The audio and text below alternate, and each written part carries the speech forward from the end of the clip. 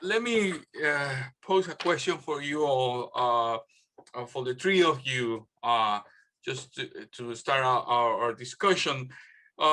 Dave emphasized this view that gangs are not the pathology. Actually, they are not pathological, basically, but the society. Or the community around, sometimes the community around is that's pushing some of the kids and young people into these destructive behaviors, right? So this is obviously it's a workshop for educators, for teachers. So what would you say, is the role of teachers, of educators in changing and contributing to reduce the pathological nature of some of our, of our society or community, right? What as a teacher, well, I mean, all of you are teachers, but what as a teacher who are day-to-day dealing with kids, right, who are coming from these communities, what they can do, how they approach this, what would be your advice? If I can start with David. So also as a former high school teacher and middle school teacher myself in San Francisco, I faced those, similar issues, right?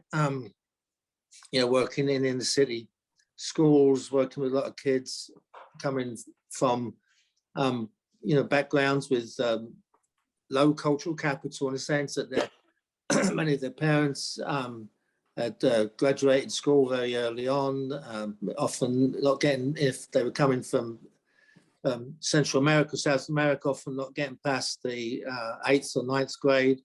And then if they're coming out of the United States, some mums and dads, getting GED, some of them not graduating at all, a few of them going on. I don't think, when I was teaching in San Francisco, I don't think I had a single kid whose parent had ever gone to college. Most of them were different, ethnically Latino from different parts of Central America and South America. So these were kids, and it was sometimes difficult to keep control in the classroom. It takes you have to build a relationship. Some of the kids were definitely in gangs. This was in the early 90s, so many of them were Sureños and 18th Street in the Mission District, San Francisco. A lot of them were basically excluded from the classroom. They were kept in a downstairs classroom, in a further ed classroom, away from everybody. So as a teacher, my first responsibility was to develop a social relationship with the kids. Otherwise, there was going to be no communication.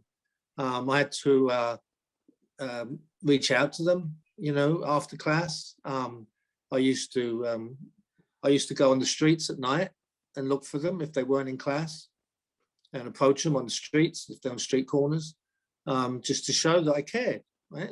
I wasn't afraid of them. I cared about them, and I valued them. I valued their presence in the classroom, and I made relationships with their families. Tried to communicate with their mums and dads if they had them. Some of them didn't have any, because most parents never came to parent-teacher night, but it didn't matter. You have to create a relationship. If you have no relationship, there can be no transmission of knowledge, and there can be no learning. It's fundamental to basic pedagogy, right?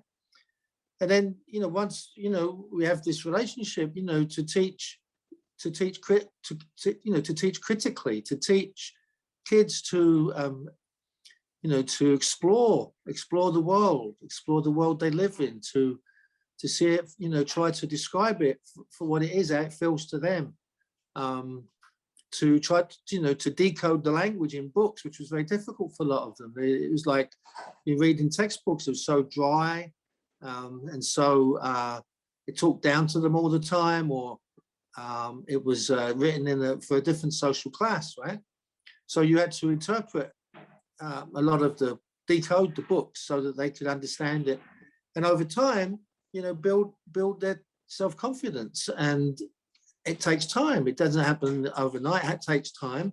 The kids in gangs, who were a lot of them were feared by other teachers, because this was during the crack era, 1989, 1990s, a big crack era, a lot of drive-by shootings at the school I was at. The police wasn't anything like the police they are today. We had a gang squad, but it wasn't. It was the whole anti-gang police force and all that kind of thing. It was going on. Most of which that culture came from the LAPD, from Los Angeles. It was creeping into the San Francisco, but it hadn't really taken off to that extent. So we still had a chance to get to the kids before the police could, do their thing. But they were still coming in, and police were doing the training of teachers, telling them how to spot this or that group, and by their, different colors and everything else. So, basically what I tried to do is have the gang kids who I could get to write about their lives, right? Write about their groups, and then try to use their teachings, their writings, to educate the other teachers. Now, we had about 16 gangs in the school I was at, of every different race, ethnicity. So it's quite a complicated social, racial, ethnic mix. But over time, I found, as long as I could stay there, I had to leave and go to another school after a while, that, the kids began to really find a way to you, right? They really, you became the one that listened to them. You were the one who, asked the difficult questions. You were the one, ones that took the extra step to, to get them to write, to correct their English, not to, constantly, give up on them, as Tone was saying. That was a big thing. And over time, that once that relationship started to manifest itself and grow on it, and then develop a relationship with the school and the parents, and we started to reach, the school started to reach out far more to the parents, and not see the parents as a kind of a, as complicit in their kids' failure, but start to recognize the lives of the parents, how difficult it was, and the hours.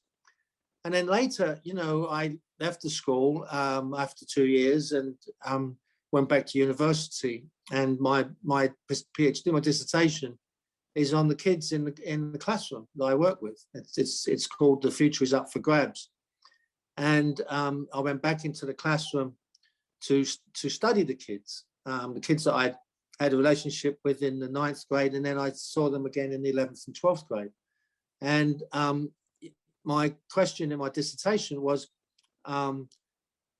all the attention on these kinds of kids at that time was all about dropping out, and it was all about risk factors, discovering the risk factors for these kids.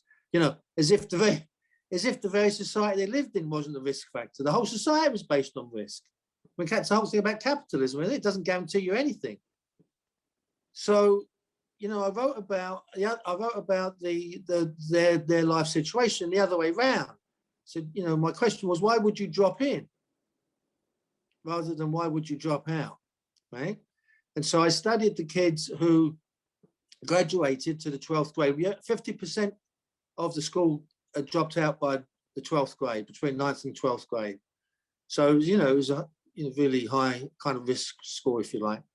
And what I found was that the kids who stayed in, who graduated, some of them actually went to Berkeley and so on and so forth, from all across the race ethnic spectrum, African American, Latino, Asian American, Native American, and so on. One of the key things was them, or the teacher, through either the teacher or the school setting or something, was that they were at a certain point in their life where they felt very isolated, was to engage their past and to recognize the sacrifice of their parents, because it brings back all these memories for these kids and their parents. And you know, some of the parents didn't make it. It was AIDS. It was a period of AIDS. A lot of the kids were suffering in silence, and it was real trauma. And as a teacher, you had to understand that trauma, where it was coming from. But the kids found their voice, and that voice carried them through from 9th grade to 10th grade to 11th grade until they were able to graduate, you know, and then do their thing. But it was that level of consciousness, engaging their own history, was key, and it gave them a sense of identity. It gave them a righteous sense of place, that they deserved to be there. There weren't imposters in that school. There wasn't imposters, you know, in white societies, institutions, that they were there to stay. But it was the inner self that had to develop, basically. And I think, you know, as teachers, we have to really understand that vulnerable period that kids are in school, where the self is developing, and it can go in so many different ways. It can be destroyed.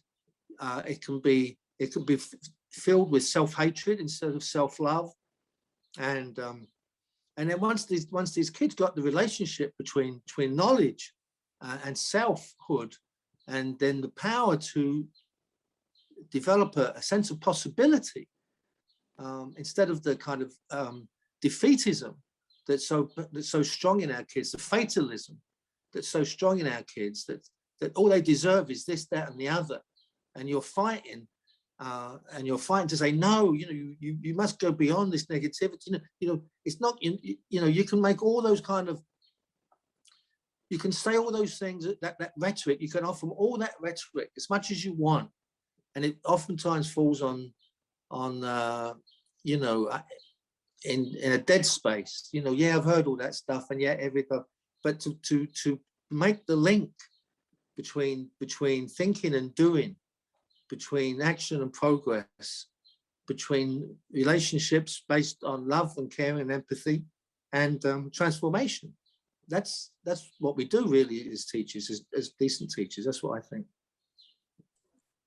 Thank you, David. Rafa, I also wanted to ask you, as part of your, you know, the previous question, Rafa, you talked about this concept of collective desistance, right? Which I think is really important, because, as you said, in many cases, the focus on gang intervention is to focus on individuals, right? Like as if the individuals are, you know, the problem and not the community, or it's not the community that is at risk, or the society in general. And I find this idea of the collective desistance a very fascinating concept. Thinking again on the teachers, right?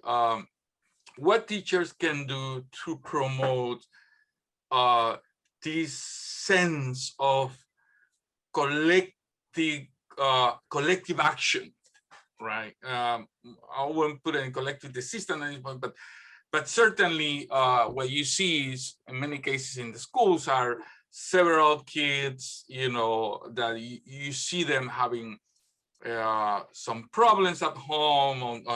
So how teachers can contribute to collective action that is transformative in a way that help them to find their voice, as Dave and Tom have said. Thanks for the question, Miguel. Yeah, I feel like this is also a question for Tom to answer, who can answer way better than me. But yeah, I think one of the main contributions that Ecuador has given, and also Tone and Dave's work over the years, has been to say, yeah, looking at the gang collectively, right? This individual desistance, in many ways, is not good enough, right? Because gang members are recruited again or replaced, and you don't transform the group. And so it's really about looking at gangs as power groups and connecting them with their history, and trying to create a space within which they can transform themselves, and empowering certain leadership within the gang to really transform that group. I mean, I think this is something that Tone has been talking about for so long, and it really is one of the greatest insights, I think, into transforming gangs in the world. I really think that's for me, that's the biggest light bulb that's the biggest epiphany I've ever had, is basically seeing these guys at work and seeing what they're doing. As far as how the teachers can contribute to that sort of collective action, Tone and Dave speak a lot about safe spaces, right? And the school can be a safe space if the teachers can facilitate that. You know, Tone has worked with teachers before, for example. They're one of they can be catalysts in their community to this idea of safe spaces. So, and also critical thinking, right? Tone speaks a lot about this as well. How do you open the gang to outside influences, right? So I think the teachers can help to create spaces within school where the gangs can, without fear, work and try to think critically about what they're doing, and try to not only think critically about their space in society, but also say, okay, what are the alternatives that we want to do? What are the things that we want to do together? So I think the teachers can be really important in opening the gang to outside influences. Yeah, and then the other thing is that, I mean, for me, I've spoken to a lot of intervention workers in different countries, and really the intervention is the relationship. That's the intervention. So the teacher usually has one of the strongest relationships with gang members. So they are really in a privileged position to sort of guide them. And as Tone says, it's reorienting. It's not being afraid of the gang. It's trying to find a way in to direct the gang in a different direction. So I think that's the main thing I would say. Yeah. I don't know if Tone, you want to add to that. No, if you got a question to add to it, you got something to add to that? I know you, Professor, you want me just to ask the question Rafa just answered. I mean, go ahead, or I also have another question for you, Tone. I'll answer both together, because I'm like Dave, I'm long-winded.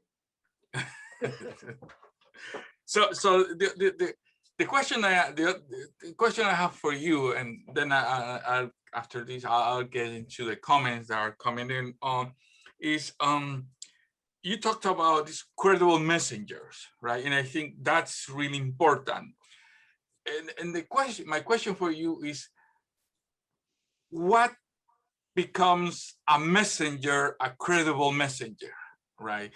How, if I'm a teacher, for instance, or if I'm a community worker, or I'm a college professor, right?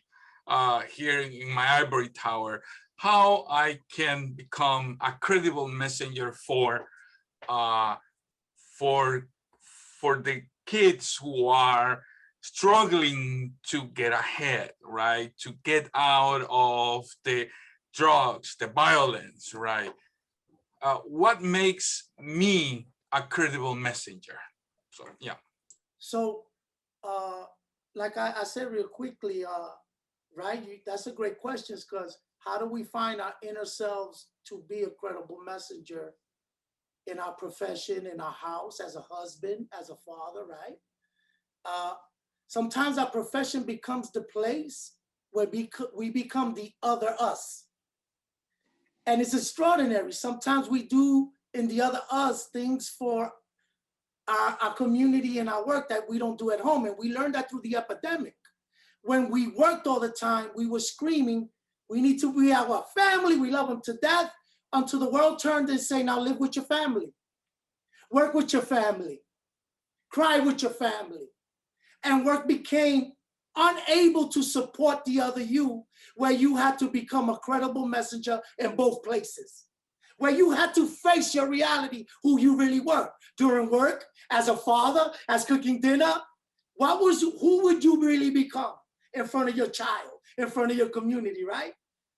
And we were screaming, get us to work, get us back where we could put this truth at part-time again. And to be a credible messenger, the first thing you teach, we all got messages. And that's the humanity. Our messages are different, they're colorful.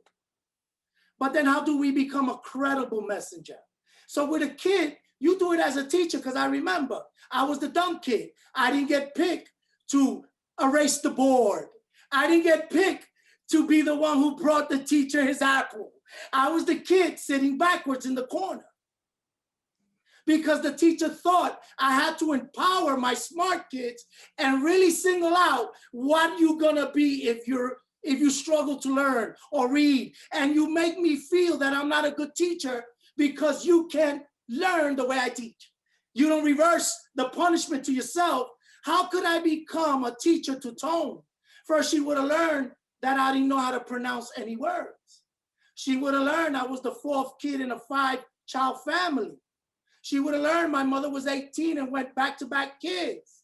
She would have learned that the crib was my teacher, because my mother had 4 daughters to take care of, and the one boy, a lot of things they enforced, I got looked over. No one went to my class or cared about migration, because the boy, he's the man of the house. That's what she was taught through tradition. He'll figure it out. So what I'm just saying, my mother was growing to be a credible messenger in learning, but one of her children, someone to go, did you know your son doesn't know how to speak yet? He's delayed. You should get him to a speech specialist. We'll help you, Esther, because Tone is really struggling today. And he's 2 years behind already in kindergarten. And then that's the empowerment of a teacher. She knows, educated, and with her resources, when a child is coming in that's been left behind. Not as a crime, but first you got to investigate what is leaving this duckling from the other ducklings, because I know his 4 sisters, they're driving through school, the mother visits, why is it different for Tone? So first of all, do your job, do your diligence. Don't punish, don't make the classroom divided by the smart and the dumber.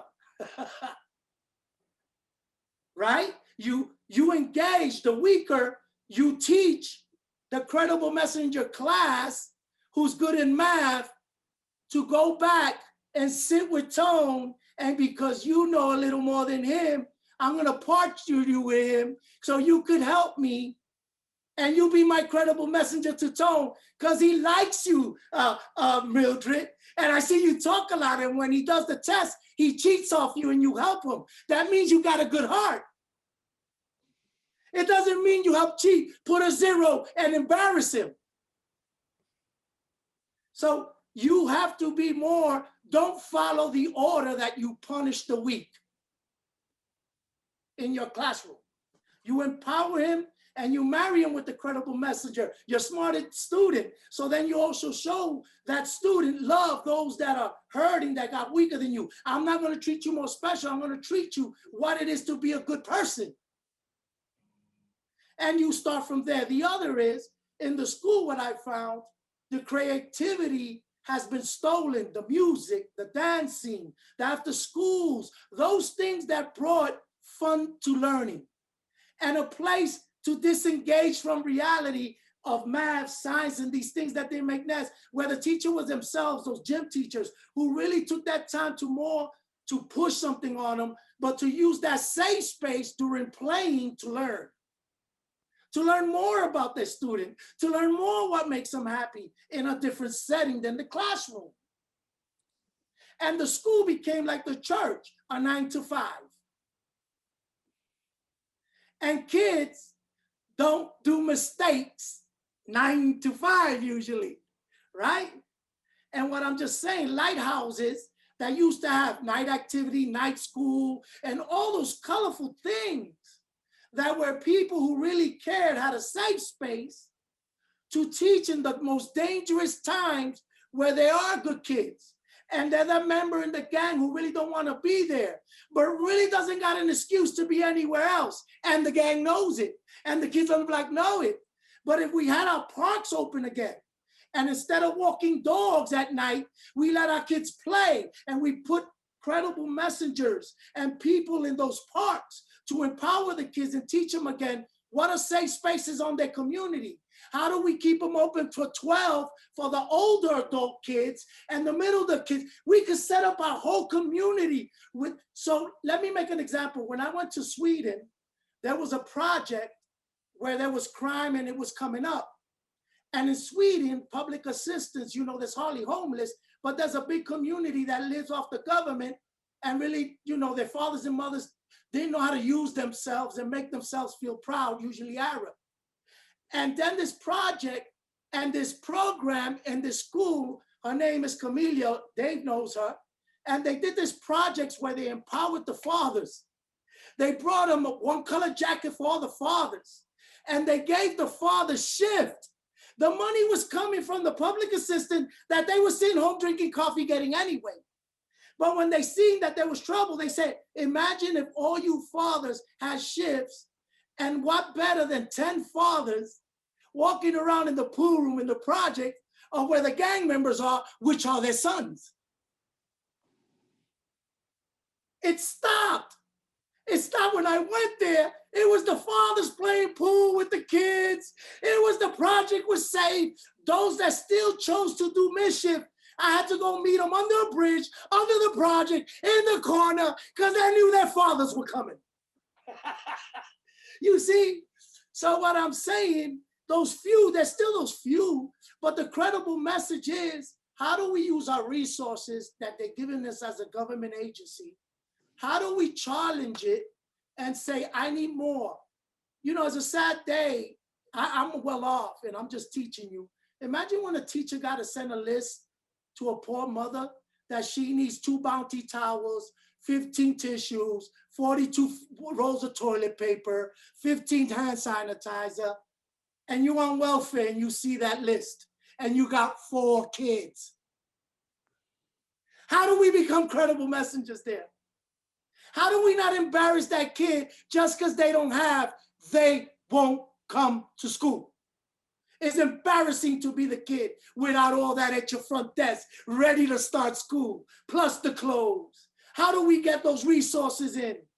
So we stop shaming our kids out of school. And you're doing enough.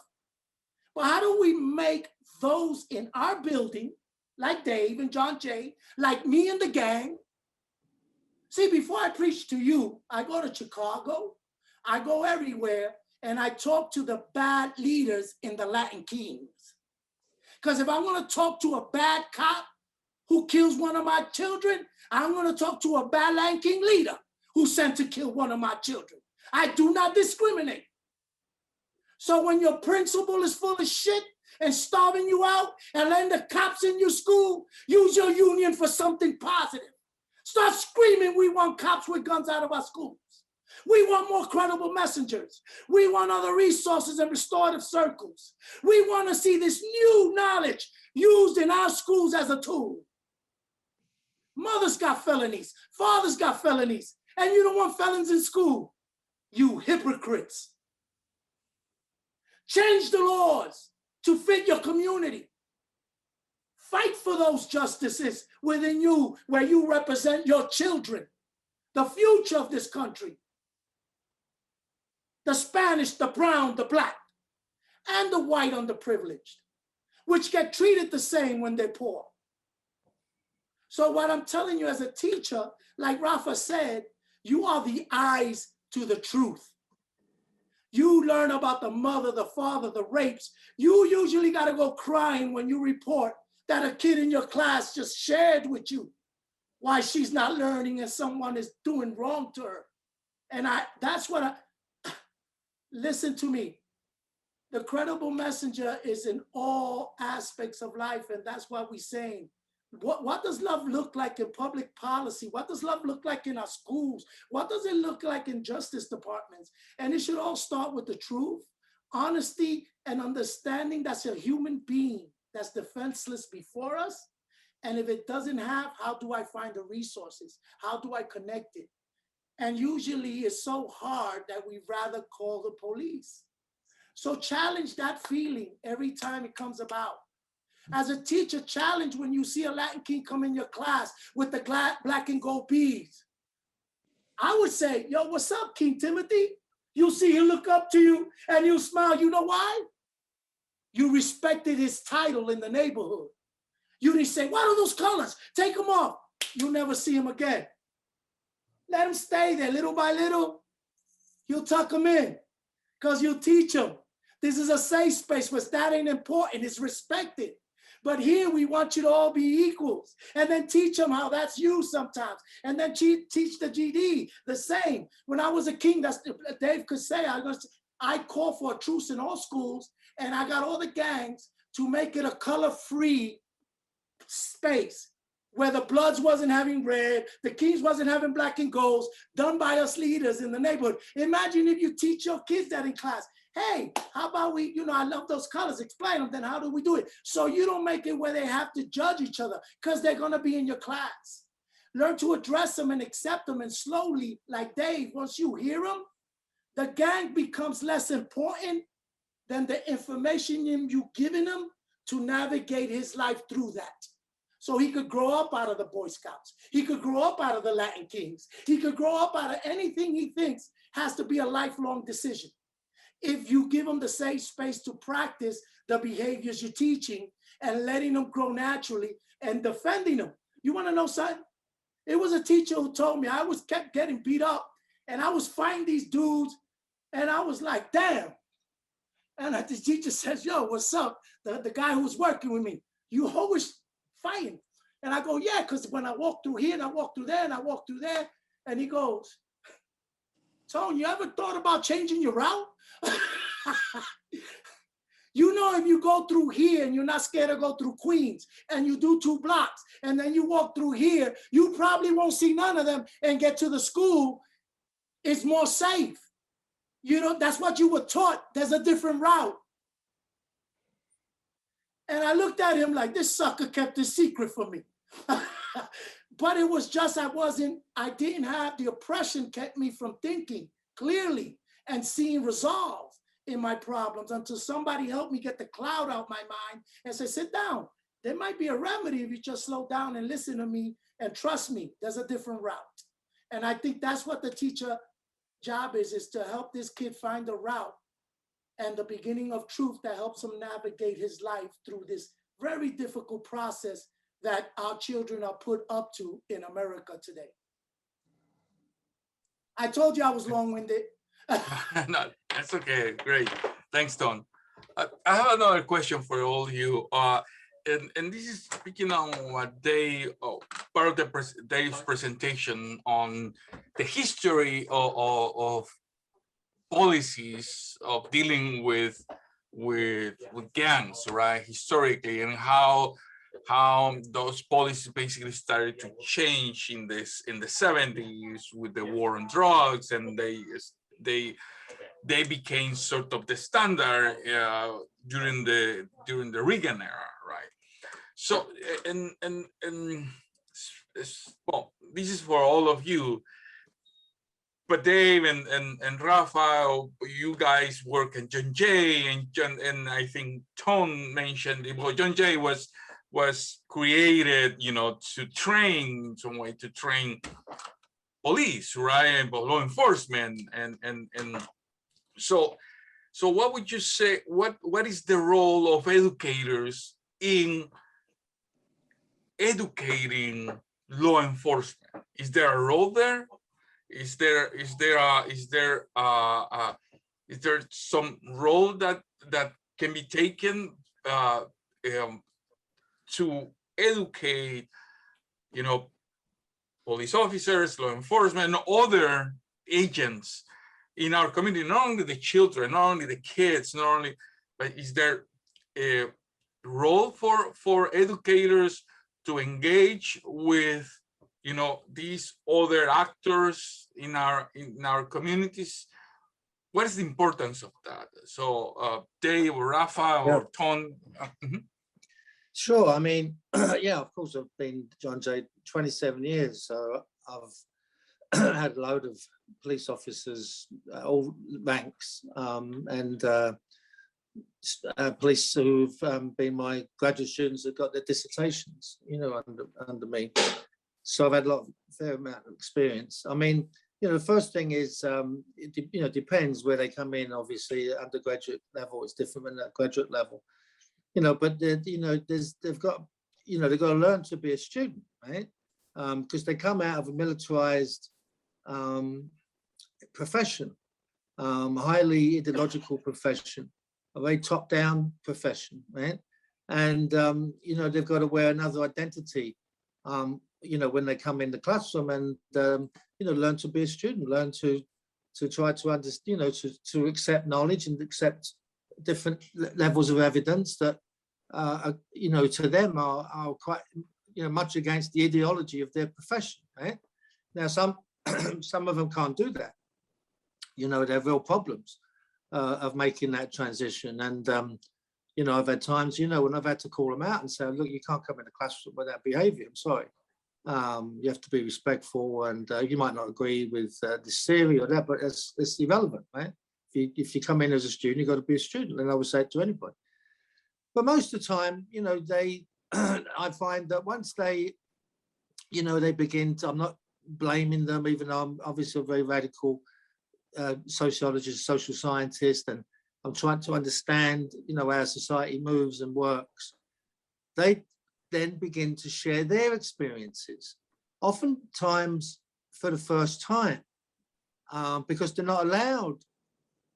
A lot of their experiences, they're not really allowed to share or to reflect upon, right? Because they're in a militarized unit, and it's behind the blue badge and all these sorts of things. They're not allowed to think critically about what they do. And that's actually quite scary when they do that. So, I've had a few students who really, thought twice about staying on in the profession after a while. Because, they began to see things, and then to interact with the other students in the class, that also, part of this whole learning experience. So a lot of it is about sort of, about learning to self-reflect. A lot of it is about, communicating,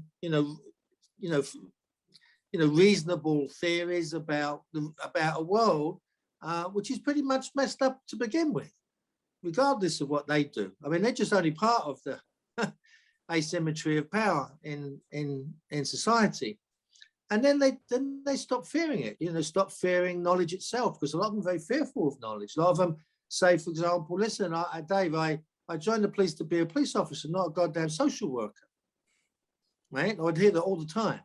Or, this is too abstract for me. I have a business, I have a job to do. I've got to arrest people. I've got to do this. I can't keep thinking about the kind of, context I'm in, the barrio, the ghetto. I can't think about all these things. I've got to do a job, right? And so it conflicts with all these things. So, okay, right? So you work with them. At a graduate level, it's a different thing entirely, because they've usually they've usually got a few years under their belt. They're usually a bit more confident, in themselves and in their profession. They're probably a higher ranking, and then they can begin to look back, on their life with a bit more distance, right? Not rather than that sort of young, early stage cop. And it's very different. In terms of other things like training and stuff like that, I've done training as well. So has Tone. We did the People's Academy of Policing a few years ago. That was a trip. There's all kinds of possibilities. But it's the actual institution of the police which is difficult, is the most difficult thing to overcome, because they don't want a lot of them don't want alternative kinds of police training. They don't want the other side coming in to disrupt, business as usual. Now, maybe they do. Maybe it's an inflection point because of, all what happened with George Floyd and the whole breakdown last year and so on and so forth. And there's tremendous, kind of skepticism about continuing policing, in the same old, right? So now there might be more openness to think differently. College where I'm at, we're trying, we're doing our best to develop that, if you like. But I can tell you, a friend of mine Baz Dreisinger. She wrote this book called Incarceration Nations, and she's, you know, it's all about, she's done this amazing work on looking at prisons all over the world and looking at, you know, the similarities of sort of globalization of punishment, but also different forms of rehabilitation and responses to crime and violence and so on and so forth. And she's come up with an idea of a peacemaking academy at John Jay. You know, we would bring in those officers and teach them or try to get across a completely different way of policing. But guess what? There's no funding. There's nothing. And will there be funding under Biden? Will the institution, with the leaders of the policing institutions ever tolerate it going that far? How far are they prepared to go? I don't know. I think they're only going to go. I mean, quite frankly, I think policing is so wedded to a system of oppression. I think it's really difficult to reform in all its, you know, I think you can touch the surface, you can do a bit here and a bit there, but unless a completely reimagining of policing and social control is on the cards, all the other stuff I think is basically cosmetic. Thanks, Dave. Rafa? Yeah, no, it's a really important question, because if we look at history and we look at the data and we realize that purely punitive approaches have only amplified the role of gangs, or have only led to mass incarceration or the strengthening of gangs, then it leads obviously to the conclusion that, okay, we have to go beyond policing.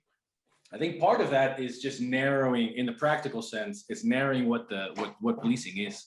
Policing now is like, you have somebody who has a mental health crisis, they send a police officer and then they shoot them, basically, right? Or you have all of these cases where the police officer is all they're doing is repressing, picking up. There's this also a sort of fetish for numbers, right? Clearance rates. We need to rethink all those things, and those are going to take a long time. But I think the importance of Black Lives Matters is important, because it's asking us, what sort of society do you want to live in? You know, there are tons of communities. I mean, I don't know, when both of my parents are immigrants, and when I go visit there, when I go to my mother's village in Germany, I'd never seen a police officer there. Never. There's never been. I mean, I've never seen one. Nobody's policing anything. When I go to New York, you can't go 5 minutes without seeing a police car. What does that mean? I mean, it's not some utopian thing. It's like it exists in all these other places. Here, we are so wedded to the idea that policing, the layers of moral panic they're so layered that to undo that's what I was talking about with unlearning. It takes a long time. I think that's the most important thing about the Ecuadorian experience, is that any policymaker, read anything that Miguel has written about mano dura in El Salvador. Everybody knows mano dura has failed completely, but it's not enough to say that mano dura doesn't work. It's not enough to say that policing hasn't worked. You have to say that you have to make an effort to begin rolling back the moral panic. Because if the state doesn't anything to take away this tradition of criminalizing the other, then you can't reinsert them back into society, because society for decades has heard that these guys are irredeemable murderers. I always talk about Tone and Dave know about this very well. You know, one of the founders of the Crips, Stanley Tookie Williams, here's a guy who went to prison, was one of the architects of the post-Rodney King riot truce tradition in LA. Here's a guy who wrote a best-selling book, was a gang leader, and went to prison, but was a person who really ushered in and was an architect of peace of peace treaties, and working between different gangs to resolve violence, to resolve disputes without violence. He was even nominated for a Nobel Peace Prize, literally, by Archbishop Desmond Tutu of South Africa. And Arnold Schwarzenegger, when he was governor of California, still gave him the death penalty. I always think about this, because it doesn't matter if you save lives. It doesn't matter if you have a best-selling book. It doesn't even matter if you were nominated for a Nobel Peace Prize. If you were a gang member, there's something irredeemable about that you can never erase that from your past. And that's the craziest thing. But that is clear. That's just simply a product of so many decades of moral panic around the gang. somehow the gang is like this indifferentiated mass of tattooed murderers that you could never, ever change. That's just crazy. Really what it comes down to is what Dave was talking about and what Tom was talking about. The limitation is your criminological imagination, what Jock Young speaks about. That's the limitation. If you can begin to get out of the box, so many possibilities arise, right? So that's really the biggest block. But I mean, I could also speak a little bit, I don't want to take too much time, but we can, you know, I mentioned a little bit about policing, and maybe we talk about this more tomorrow, but, you know, in Ecuador, yeah, there was one of the successes of the Ecuador case is really because the police were stakeholders from the very beginning. In fact, in 2005, the gangs become legalized in 2007. Correa takes power, and then you have the first truce in Ecuador in Guayaquil in 2005, and then in between there, Correa takes power. But there's all these things that happen politically that situate the gangs in a way that he said he agrees to work with them and to do a collective assistance project nationally and invest resources in it. But in 2005, that truce in Guayaquil, which later became national, Guayaquil is the largest city in Ecuador. That was initiated by the police. In comparison with the Salvadoran truce, for example, which was in many ways, you know, the police threw a wrench in it, is because if you don't engage the police, they're going to sabotage what you do. So police reform is very difficult. It's definitely not impossible. But there's a piece that Dave and I want to work on, which is partially about that. It's a comparative piece, but the success of the Ecuadorian model, it's not impossible to replicate, but it has certain things that happened that were so interesting. And part of it, which is something we haven't spoken, our last piece that came out not too long ago, there's a section about police. Yeah. England just scored. Dave, your mic is on. Dave, England is playing Germany. I'm sorry, guys. I'm not watching the game right now, but I'm hoping that, okay. England scored? Oh. 1-0. All right. Yeah. Well, anyway, back to gangs in Ecuador. Fucking hell, man. No, anyway, so the success is in large part because the police were involved. They were stakeholders. They were engaged. In fact, the only cop that I know that is decorated by the gang is Max Campos in Ecuador. So actually, there's something we haven't done yet, but we want to bring police officers from Ecuador to the U.S. at some point and do an exchange. But no, as hard as it is, it's something that I feel like there's a lot of good research out there, and we have to engage more with police officers. And I think oftentimes whether it's my work in El Salvador or in Ecuador and other places, police officers and gang members, they usually come from the same social milieu, the same neighborhoods. And when you really engage with them, as Dave said, they are not allowed to talk about it because there really is this taboo to say anything positive about approaches that are not repressive. But when you really talk to them, they know because their cousin's a gang member, their uncle's a gang member. It's not foreign to them. It's just we kind of need to break that taboo. And then I think we could usher in a much more interesting discussion. Thanks, Rafa. Tom, you gonna add something to that?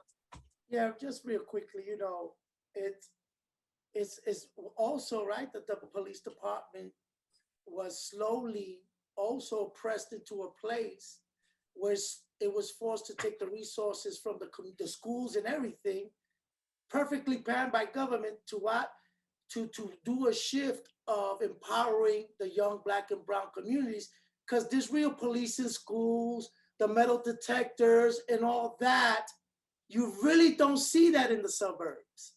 You usually see it in the inner cities. And the teacher has let their building to become a building of fear, because when you go in the morning, your book bag is assumed to have a gun. Yet most mass shootings and suicides and gun crimes are done in white suburban areas. The crime happens over there. The consequence of the bills and what they come out of the fear affect the poor community. They get the metal detector, they get the cop with a gun in the school. They suffer from the misinformation and the miscommunication of our communities saying, hold up. Most of our crimes are these, and these. I don't think these are needed in our public schools, right? So slowly fear has led the police officer and their way of dealing with problems fast, quick, and out of the way to believe he is the only remedy to all our community's woes. When if we really empower the police, like I said, I'm just showing an example. My credible messengers are in schools. They're in the library. They're in the community. So imagine when a teacher could call King Tone, grow up, grow out, say, Tone, Gerald Dimer is missed 2 days. I know his credible messenger is Tariq Johnson. Could you please find out what's going on with him? Tariq Johnson calls the family specialist credible messenger, who is a mother who deals with oppressed mother with children in the system. Yo, could you call his moms, tell him we're looking for him? Could we know it? Yeah, he went to his aunt's. He got in the he don't want to do what the PO says, you see? And all of a sudden we get that kid back without the involvement of a man that's coming to remedy something with a gun, which strikes more fear in the kid's mistake, which blocks him from thinking of how to resolve, but makes him what? Run. So the police should be always the last tool in a teacher's tool belt. He is the one you come when you've given up hope in the community, in the kid himself having a decision making, and yourself as an educator. And if you do check all the boxes, sometimes, that's what I said in our restorative circles, in the school, crying with the parents, understanding what this fight did to their kids and how it dealt in a tragedy. At least we had the two mothers forgive themselves. We had the police officers stand by as they let out that anger so there won't be retaliation. So the daughter, when she goes to school, doesn't hate the daughter of the person who hurt her brother. And that they understand that the school is the only space they could come and share these pains with the person they claim is responsible for it. A cop ain't needed. The healing starts with pain, with healing. And I think it's important that teachers understand the other thing we got that's called heal the healers, which I mean the credible messenger who's affected by this trauma, like a police officer, like a teacher. Who do we get in mental health or in our facility or our school, a space where we go with other people and we heal each other as healers and let out all this weight and remedy and not be scared to share these stories so we could perfect these circles that we're doing and these classrooms that got these young adults that are struggling, and we get rejuvenated with new ideas and with us getting that load there as a healer. And usually when you skip all these processes, there's a shortcut to this. Calling the police, calling that remedy that finishes it where it started. We really no knowledge of the problem, but removing it from where? The classroom, from the home, from where the real work could be done. So then lastly, in South Orange Street over there in New Jersey by Rutgers, 7th Street, I opened a program named Hotspot. And it was all shooters or kids who've suffered from the violence of shooting. I had 75.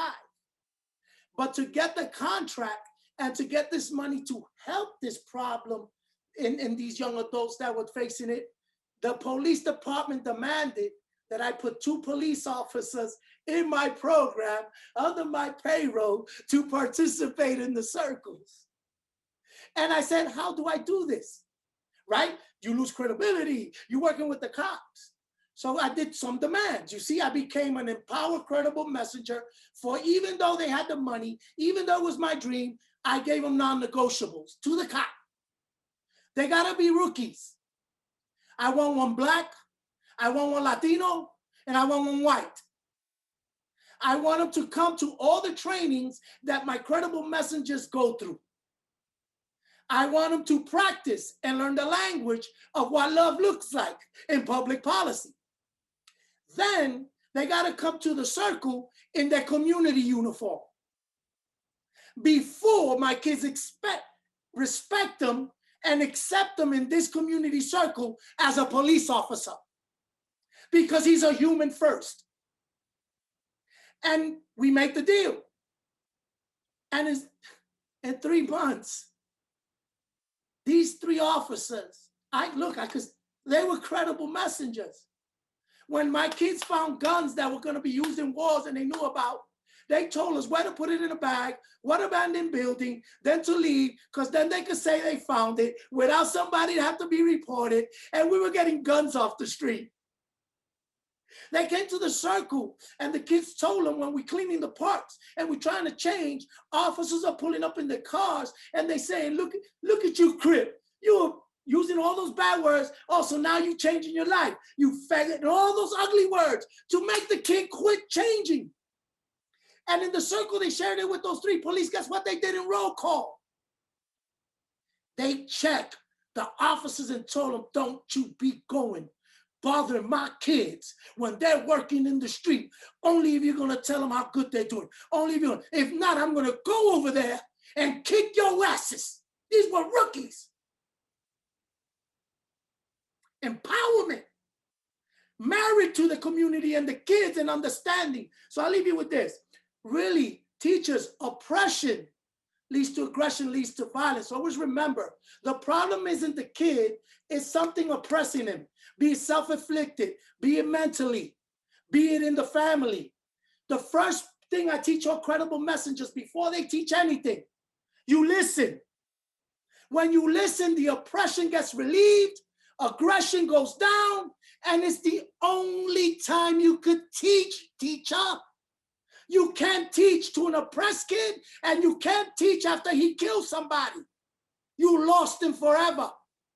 So work those steps. They lead to freedom, empowerment, and public safety, which is what everybody wants today. They want to walk their dog, pick up the little shit, and not see no black and brown kids around to scare them while they do it.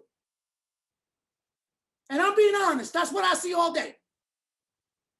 So I'm trying to tell you as a teacher, follow the basic rules. Recognize that it isn't the kid, it's an oppression. How do I listen? How do I let this kid then get relieved with food, water, safety, safe space, smile?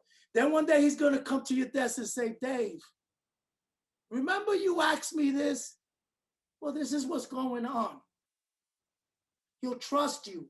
He'll know that you bought in to the reality of his humanity and his circumstance. And you're not learning to call the police. You're learning to bring outside influences in that could help you as a teacher where you're not the expert. We're housing experts, we're addiction experts, that you're just opening a world of help for him.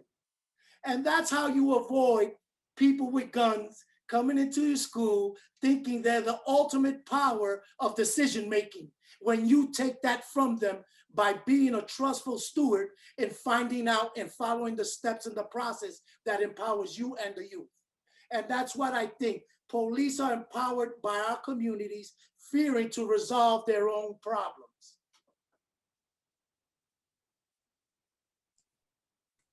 Thanks, Don. We're running out of time, and we have to give Lindsay and Omar some minutes for the evaluation. But before we do that, I just want, this has been a great session, and I just have one last question for you, Ton, again, and just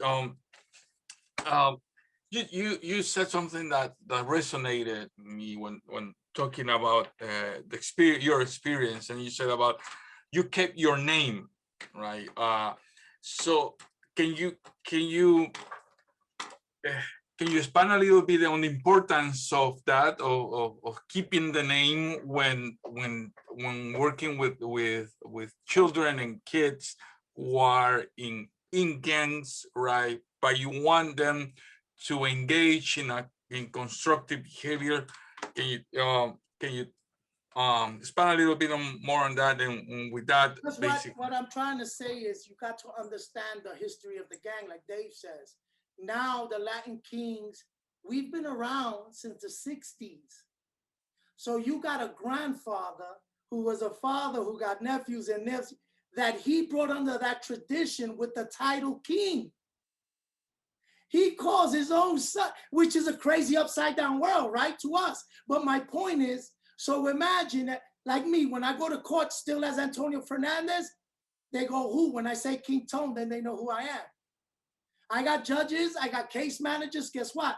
They choose to use my gang name. When now I don't want to use, get it? But my point, that it got to the point that when you call me King Tone, to me is saying, you're saying Dr. Tone, the specialist in gang innovation and how to change. Could you please help us? So when the kid is taught around his surroundings, that's the name we gave you to empower it. And anybody who tells you different, you know what they do? Shut off your brain. They're lying to you. They're trying to infiltrate. They don't love us. They're trying to pull you out. Remember the saying? If we save one, oh, it's a great job. We saved them. I believe the different way. Save them all. And if you lose one, cry like you saved them all.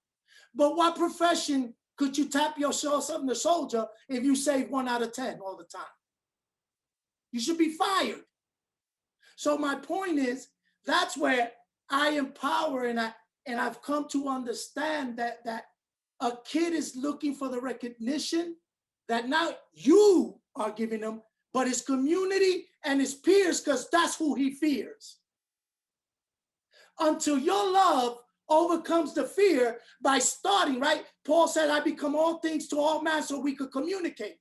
So if I have to start by barking, why would I start by meowing? Because he don't understand me. He's a dog and he chases cats. So what I'm saying, I found, and police officers who used to approach me as King Tone, I used to have dialogue. The guy who used to say, yo, come over here. And he knew my name, and he knew my title, and he knew my gang. I knew he was trouble because he couldn't accept the reality before him. He came to conquer it, to diminish it, to make me feel my name made me who I was. He didn't know the book. He judged it by its cover. He might not have known I was the dude telling him not to kill right there. Get it?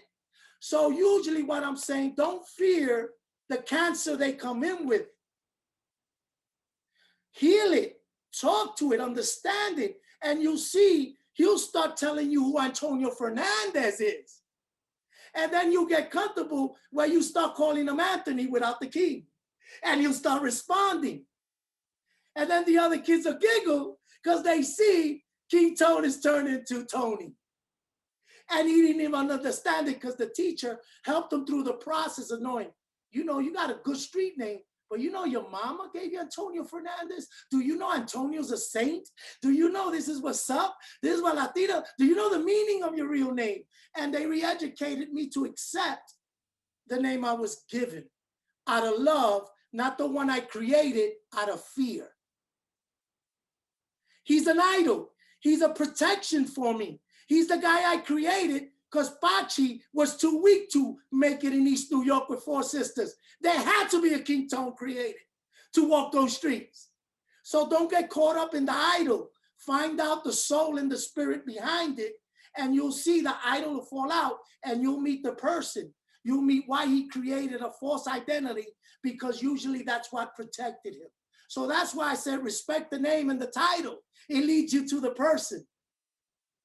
In the classroom, they know his street name and they know he says he's tough. Imagine the teacher just denounces him in 2 minutes. You ain't no King Tone. Shut up. Your name is Antonio and you're going to listen to me. He ain't coming back. So that's all I'm saying. It's just a method of I'm saying, listen and understand why the human before you is choosing these defense mechanisms and how to tear them down by listening, by acting and bringing in help, and then he'll fall in love with the process and he'll trust you like we trust David the Kings. Rafa undermined, let me leave it with this. Rafa, he gives himself little value what he did. He lived with a gang for 9 months.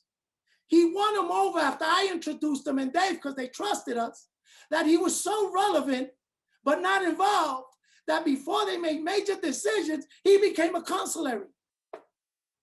He had to call me like, yo, they calling me about this. What do I do?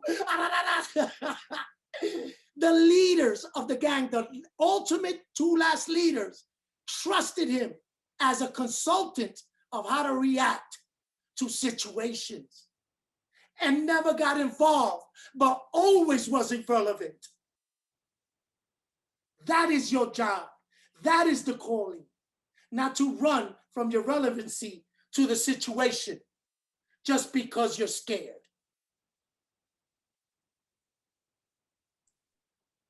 Thanks, Tone. Great.